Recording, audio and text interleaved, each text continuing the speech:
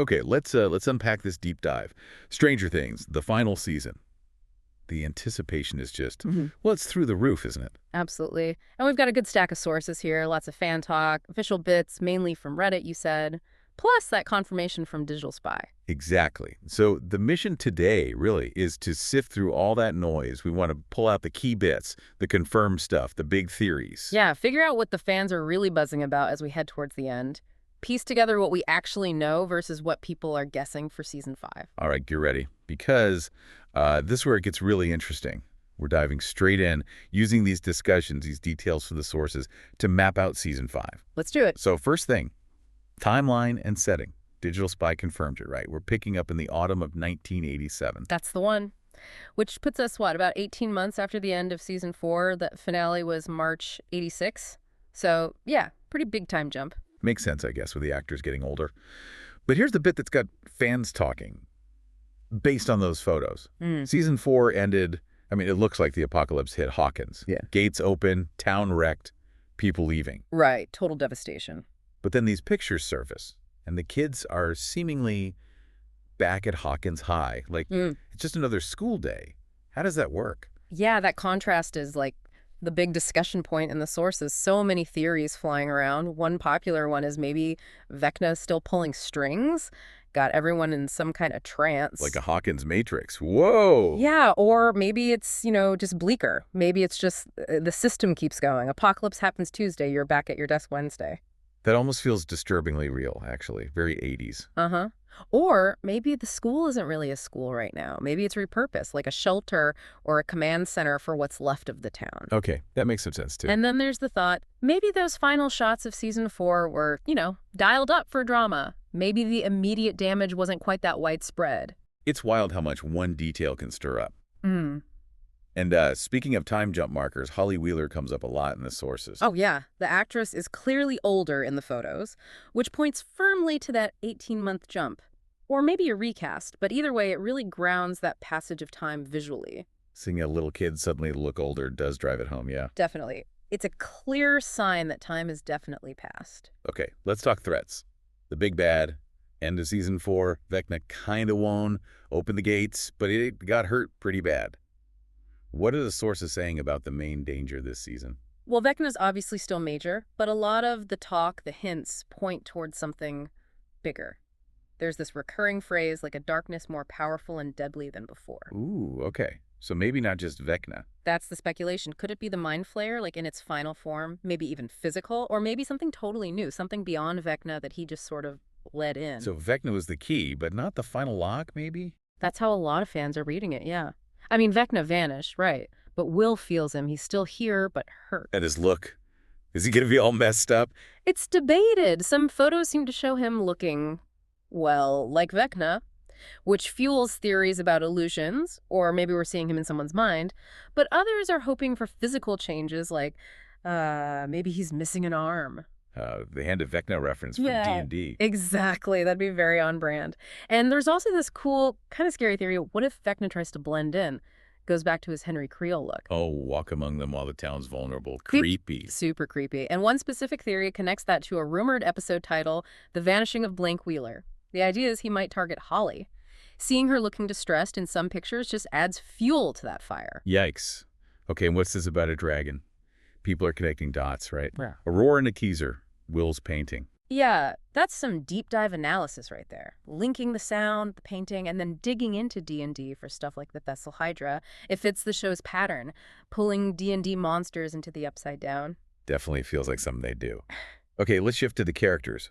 Will Byers seems poised for a huge season, doesn't he? Oh, absolutely. The sources are almost unanimous. Will is central this time. His connection to the Upside Down, to the Mind Flayer, it's unique. It's been there since season 1. And that clip with him screaming, "Run!" Chilling. Totally. It sparks so much talk. Is he gonna get possessed by Vecna? Does he have like a Cass plot moment, the lieutenant turning on the master? There's also a lot of discussion, serious discussion about his sexuality storyline. Fans really want it to mean something more, right? Like a Chekhov's gun. Exactly. That it's not just about his feelings for Mike, but maybe it's tied into the why. Why him in season 1? Why does he have this connection? They want that thread to have real mythological weight. It feels like it has to, after all this time. It really does. And, on a lighter note, people are definitely talking about his new haircut in the photos Hmm. and trying to figure out the link to Eddie's painting, The Dragon. Huh, yeah. Yeah. Okay, 11. Obviously, she's the heavy hitter, the hero. What are we seeing for her? Well, photos show her using her powers in the Upside Down, so maybe the solo mission, or part of a bigger plan where she goes in alone for a bit. And it highlights her isolation again, right? She can't just be at school with the others. And there's always that self-sacrificial vibe with her. Yeah, the sources definitely mention that. Raises the stakes, makes you worry, and it feeds into this huge debate about her ending. Does LL finally get a normal life after everything? Oh, like a tragic ending. Or does she sacrifice herself, die, get trapped? There's this whole bridge analogy people discuss. She helps everyone else cross over but can't cross herself. Yeah. And tied into that, this whole thing about calling her 01 versus 11 or LM. Like, does it erase her identity? That's intense. People point to Mike's love helping her in season 4 as hope, though. And some wild theories about her, like going back to season 1 somehow. Yeah, lots of speculation there. Okay, Max. Max Mayfield, still in a coma, confirmed by the sources. Yep. Those recent photos, they place Lucas visiting her in the hospital in November 87. So 18 months later, she's still out. So the thinking is she probably won't wake up right at the start of the season, right? Maybe later on. And people are clinging to that theory that her mind, her consciousness, is trapped somewhere, maybe in Vecna's head. And they're noticing we haven't seen many recent photos of Sadie Sink. Right. Maybe they're deliberately keeping her recovery status under wraps. Adds to the mystery. What about the main group, the core 4? The boys are back together. Mike, Dustin, Lucas, Will seen in those school photos. That's got people really excited. Yeah, so mention of a photo of them putting their hands in. Like a symbol of them reuniting, ready to face things. Sparked a bit of a leader Mike joke based on how the hands were stacked and Dustin's look. Right, he looks kind of beat up. But wearing the Hellfire shirt still. Yeah, which ties into the whole satanic panic thing maybe not being over. Suggests the boys might still be kind of seen as outsiders, maybe even targeted at school. And people are hoping for some good Mike and Lucas scenes, too. And Dustin's slightly longer hair, the shirt, maybe a nod to Eddie. Definitely a theory, a tribute. Okay, who else is back? And any new faces we need to track? Well, folks are hoping for some Mike and Nancy sibling time, maybe connected to whatever's going on with Holly.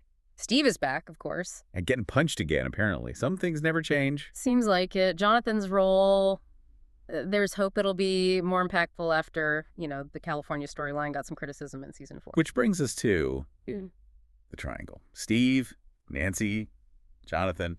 It's coming back. Seems likely. Though the sources show some fans are a bit worried, like, how are they going to handle that wrap-up in the final season? But there's also hope maybe Steve and Jonathan finally become proper friends. That could be interesting. Hopper's definitely back seen, bearded, guarding the cabin. Looks like a key spot again. Joyce and Robin together could be fun. Dr. Owens.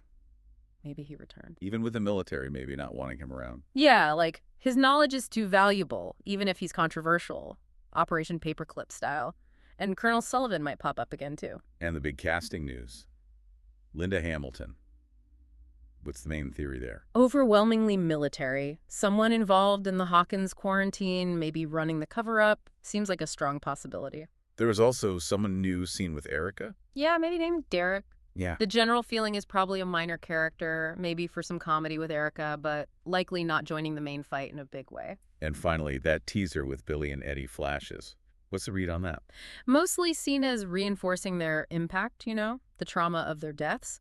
Or the darker take, Vecna using their images against the others, like he did with Billy and Max. Okay, shifting from people to the place itself. Hawkins. Sounds like it's in a rough state. Yeah, the sources paint a picture of a town under quarantine, military everywhere, probably pushing a cover story disease outbreak, radiation leak, something to explain away the upside-down weirdness. And there's that wild theory. Nuking the town. Like Raccoon City. It's out there, maybe as a B or C plotline. A desperate government containment idea. Seems extreme, but who knows? And the satanic panic thing is still kicking. Apparently. Despite, actual interdimensional monsters, Dustin, Mike, and Lucas could still be facing trouble for D&D and Eddie's reputation, especially after the news reports at the end of S4. It raises the question, where is everyone else from town? Evacuated. Yeah. Hiding in shelters inside the quarantine. Good question. We don't really know yet. All right, let's wrap up with production stuff and the release plan. Good news first, post-production is apparently ahead of schedule. That's what the sources say, which is always nice to hear. Also confirmed. Multiple flashbacks to season 1 this season. Season 1 flashbacks. Why? Yeah. And are people worried about that? The idea seems to be connecting the dots right back to the beginning, maybe explaining things from season 1 that felt a bit ambiguous, like how Elle knew where Will and Barb were. Concerns are mainly, could they feel like filler? And, will the CG de-aging look okay if they do that? Yeah, that can be tricky. Okay, the big one. The release dates. 3 volumes over the holidays. Yep, Netflix confirmed the schedule. Volume 1 drops November 26th, 5 p.m. Pacific. Volume 2 is Christmas Day, December 25th, same time, 5 p.m. PT. And the big series finale is New Year's Eve, December 31st, again, 5 p.m. PT. And the reaction to that holiday schedule sounds like it's been mixed. Oh, definitely divisive. Yeah. Some fans are cool with it. Time off work or school, good timing for some U.S. viewers, maybe watching with family. Look at downsides. Huge spoiler risk, right? People traveling, family stuff getting in the way of watching immediately. And that 5 p.m. Pacific time is brutal for Europe and other places, middle of the night. Plus, a lot of people just feel like Netflix is kind of milking it, splitting it 3 ways over the holidays. Some miss the old summer drops. Makes sense. Yeah. And the trailer approach so far. Very minimal. Yeah, that first teaser was all atmosphere and season 1 callbacks, hardly any new footage. Builds hype, sure, but it makes everyone think a real trailer packed with new stuff is still coming, probably October-ish, based on past years. So putting it all together from these sources, Season 5 looks massive. We've got this big time jump to late 87, the threat escalating maybe beyond Vecna, huge arcs for characters like Will and Elle. And this really unusual debated release plan. Yeah, it's complex, and even with all these bits of info and theories, there's still so much we just don't know. Fans are definitely on the edge of their seats. Absolutely. And, thinking about that split release, 3 separate drops over the holidays, how's that going to feel for everyone watching together and trying to? Is dodging spoilers between volumes going to be like the final boss fight before Vecna even shows up? Yeah, maybe it is. That's definitely something to think about while we wait.